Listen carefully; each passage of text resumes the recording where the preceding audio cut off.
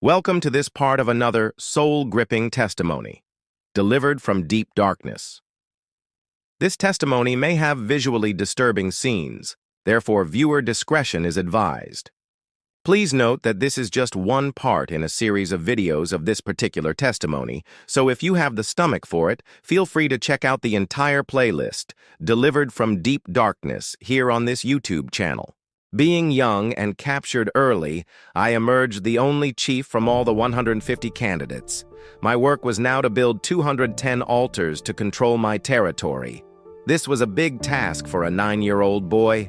This meant I was to destroy all the altars of the former chief, fight and disarm all his priests and agents, dismiss all the brides of his reign, and then establish my reign. In Satan's kingdom, survival of the fittest is the rule of law. One rise to greater power by fighting and dislodging, including destruction of other witches. The former chief had reigned 17 years. This was a long period as chief. It meant he had built hundreds of altars and had thousands of followers. I was to fight all these and replace them with my disciples. One may wonder how a 9-year-old could have disciples. Discipleship in the kingdom of darkness is done through impartation, where a stronger wizard brings in weaker witches to access his spirit and work with his spirit power. He puts his spirit upon another man to serve his own purposes. I think this is what God meant when he commanded Moses to choose 70 men to receive his spirit. The difference in the kingdom of darkness, a man will do this by his will through projection, but in the kingdom of God it is done by God and by his choice. The issue of spiritual impartation of gifts and powers must be understood thoroughly by prayer warriors. Many times in territorial battles, the prayer warriors are not dealing with a territorial chief, but the people who carry his spirit, his disciples. The disciples carry a portion of the chief's spirit, but limited in operation. The chief is the strong man who empowers the ruling spirits on the disciplines. The disciples also integrate their human spirits with the chief's spirit to form a soul that can inhibit nature like trees, rocks, houses, animals. Dealing with disciples is tiresome because they are many, and the battle will not end as the chief will keep deploying others. To avoid detection, the territorial chief may keep his power in a host. Some of the mad people walking around the village or town are host bodies used by the chief to park his power. The madman of Gadara in Matthew 28 is a good example. He was hosting the spirit of the territorial chief. For Jesus to take this territory, he had to deal with the host of the chief. Remember, the demons begged him not to chase them from the area. They begged to be chased into the herd of swine, which I believe was the staple food for that area. The devil knew by hiding in swine he could easily re-enter another host when they eat one of the infested swine. And when he was come to the other side into the country of the Gergesenes, there met him 2 possessed with devils, coming out of the tombs, exceeding fierce, so that no man might pass by that way. And behold, they cried out, saying, What have we to do with thee, Jesus, thou Son of God? Art thou come hither to torment us before the time? And there was a good way off from them a herd of many swine feeding. So the devils besought him, saying, If thou cast us out, suffer us to go away into the herd of swine. And he said unto them, Go. And when they were come out, they went into the herd of swine. And behold, the whole herd of swine ran violently down a steep place into the sea, and perished in the waters. And they that kept them fled, and went their ways into the city, and told everything, and what was befallen to the possessed of the devils. And behold, the whole city came out to meet Jesus. And when they saw him, they besought him that he would depart out of their coasts. Matthew 8:28-34. Authority to rule the land and her people comes from marrying the land.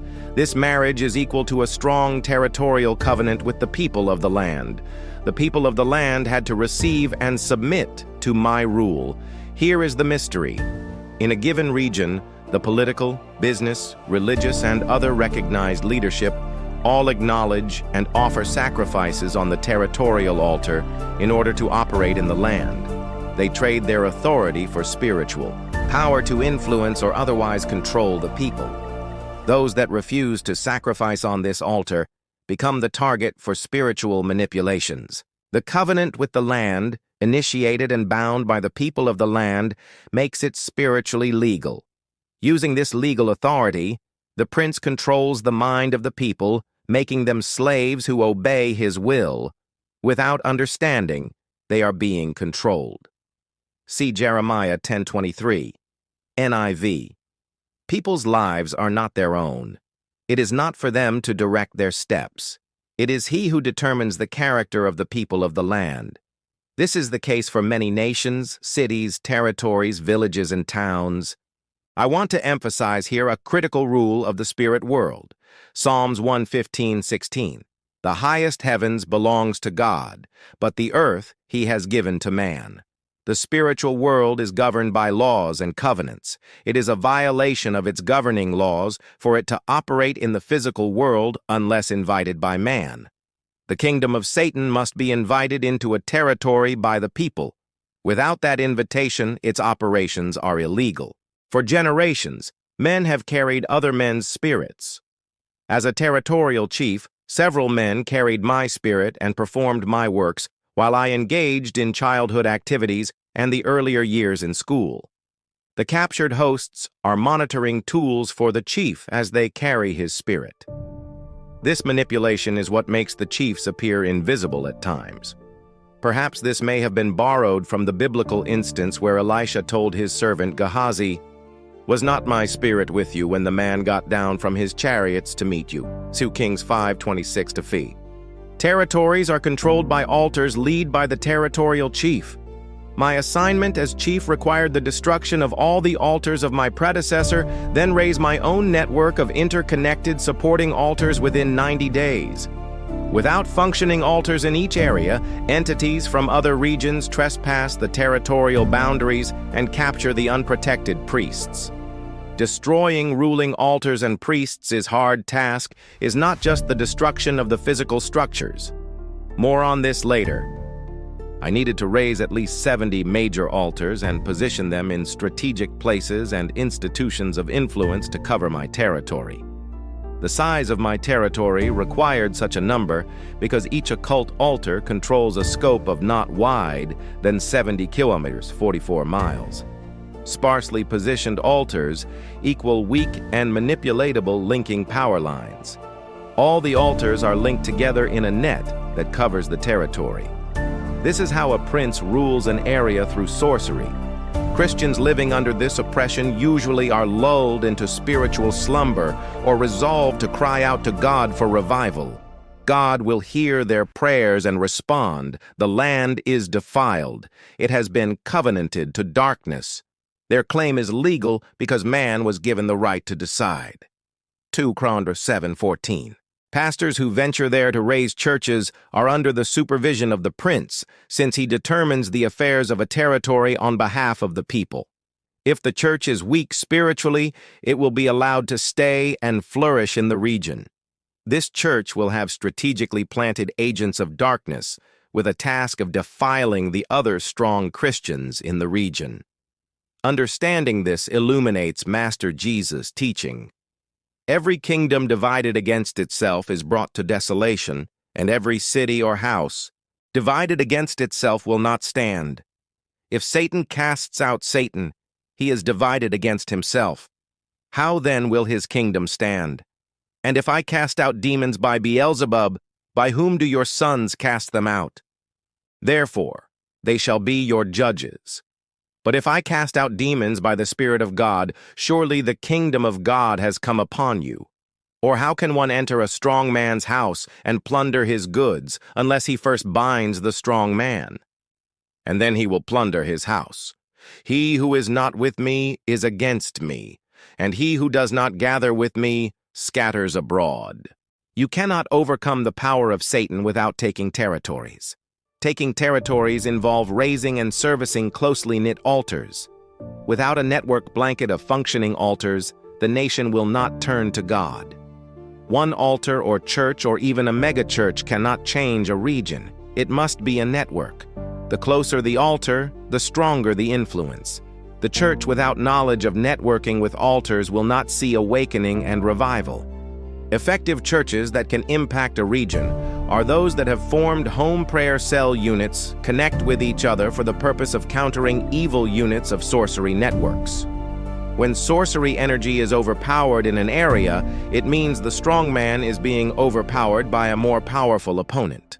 The result will be people. They will be free from evil influences. Raising altars, initiating priests, winning former agents, supervising power knots, and monitoring territorial gates was a hectic work.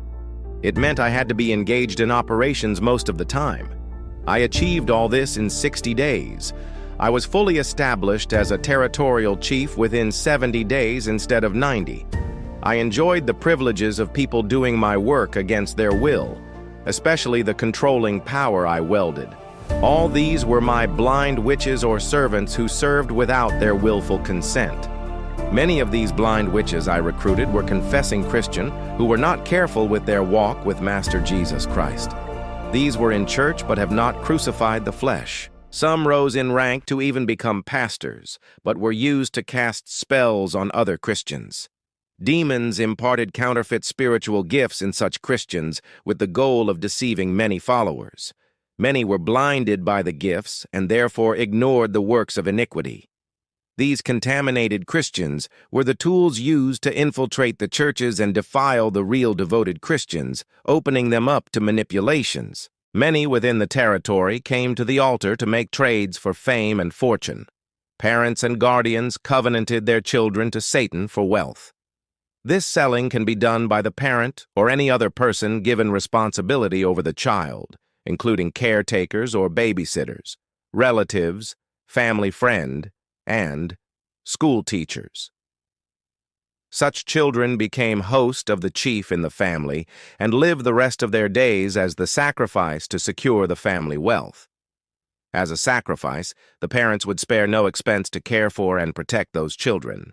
If sold out before birth, such a child often becomes autistic or mentally retarded by the age of 2 or 3. Another major group who visited were spouses who came to sacrifice their partners to demons. Husbands sold their unsuspecting wives or girlfriends to the territorial witch to host his spirit in return for power, fame, or wealth. The chief then turns this wife or girlfriend into a blind witch to monitor his client, the husband. Leaders who wanted influence in the land were required to come and pledge allegiance. This leadership included business owners, executives, farmers, policemen and high-ranking soldiers, politicians, professors, and yes, even some pastors and bishops. They all came willingly to trade at the table of Satan. To further pollute the people in the region and strengthen the hold of Satan, many demons disguised as pretty girls were sent to serve as prostitutes. Nightclubs and bars are places where ghosts and mermaids mixed freely with drunk humans. Many men and women who frequent clubs end up trading their souls for a few minutes of pleasure. The Kingdom of Darkness celebrated my first 3 years as chief. All these people who came to the baby witch doctor for help were asked to surrender a loved one to be used as a host. They were always asked to surrender the unborn child or a child of their siblings. Sometimes these very people were tricked into surrendering themselves as hosts of the chief. If you have come this far, chances are high that you are loving this video. Please do me a favor and hit both that subscribe and like button to help this message to spread far and wide. Also, don't hesitate to check out the rest of the playlist Delivered from Deep Darkness right here on this YouTube channel.